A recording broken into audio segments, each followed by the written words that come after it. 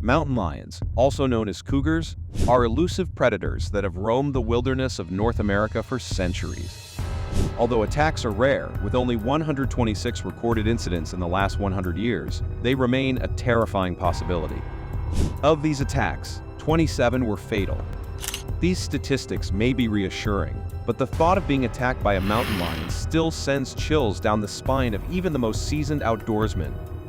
These animals are silent hunters, and when they do strike, it is often too late for their victim. This is exactly what happened on January 8, 2004, when a mountain lion attacked two bikers in separate incidents on the same day. The first victim was Mark Reynolds, a 35-year-old competitive cyclist who loved the outdoors. On that day, Mark decided to ride alone through the trails of Whiting Wilderness Park, a decision that would prove fatal. As he rode through the unpredictable desert hills, Mark's bike chain snapped, leaving him vulnerable. As he crouched over his bike, trying to fix the chain, a mountain lion appeared out of nowhere and attacked. Despite Mark's efforts to fight back, the mountain lion's instinct to target vital areas proved too much. The animal dug its claws into his shoulders and bit him on the neck and face, suffocating him. Alone and unable to call for help, Mark succumbed to his injuries, and the lion dragged his lifeless body into the nearby bushes to consume it later. Later that day, Ann Yellow and her friend Debbie Nichols went out for a bike ride in the same park. At 19, Ann had already enlisted in the Marine Corps and was passionate about the outdoors. She and Debbie were experienced cyclists, and their favorite spot was a narrow trail filled with twists and turns called Cactus Hill. As they rode down the trail, they encountered another rider who pointed out an abandoned Mark's bike. Unaware of the danger that lay ahead, Ann and Debbie continued down the trail. Moments later, Ann spotted movement out of the corner of her eye. Initially, she thought it was a deer, but she quickly realized it was something much more dangerous, a mountain lion.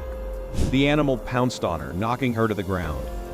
Its claws tore into her shoulder and its teeth clamped down on the back of her neck. The lion dragged her a few feet, readjusting its grip to target her face.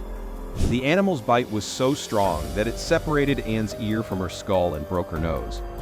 Despite Ann's efforts to fight back, she was no match for the powerful predator. Debbie, who had been riding behind Ann, heard her friend's screams and rushed to help. She was horrified to see the lion attacking Ann but didn't hesitate. Grabbing her bike, Debbie threw it at the animal, but it had no effect. Desperate to save her friend, Debbie grabbed Ann's leg and pulled with all her might. The struggle became a one-sided tug of war, with the lion trying to drag Ann into a ravine. Debbie refused to let go, shouting, "I'm not letting go." Despite her efforts, the lion managed to clamp down on Ann's throat and she lost consciousness. Thankfully, other cyclists arrived on the scene and began pelting the mountain lion with stones.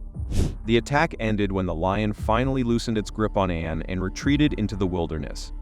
Ann regained consciousness and, despite being severely injured, was alive. Breathing was difficult as she choked on her own blood, but she was quickly airlifted to a hospital. There, doctors performed emergency surgery to reattach nerves and reconstruct her face. Remarkably, Ann survived the ordeal. She later credited Debbie for saving her life, saying, "It's a good thing you were there." Despite the slight disfigurement left by the attack, Ann was able to return to a normal life thanks to the support of her family and friends. While Ann was lucky to survive, Mark was not.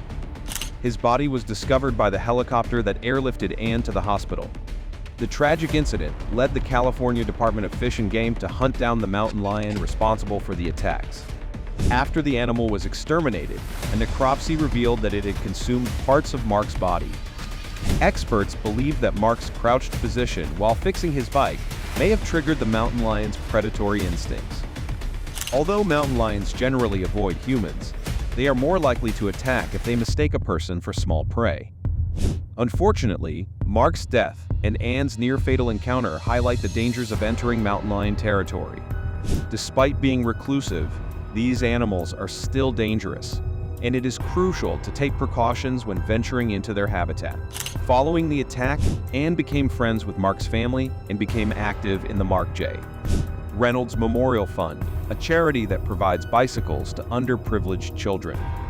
She has undergone multiple reconstructive surgeries and has returned to her life as a trainer. Meanwhile, Mark's family initially sued Orange County for the incident, but later dropped the lawsuit after hearing protests from cyclists who acknowledged the risks of entering mountain lion territory. Although these majestic creatures are an essential part of the ecosystem, their territory should be entered with respect and caution. Like, share, and subscribe for the latest updates. Stay tuned for more content. Thanks for watching.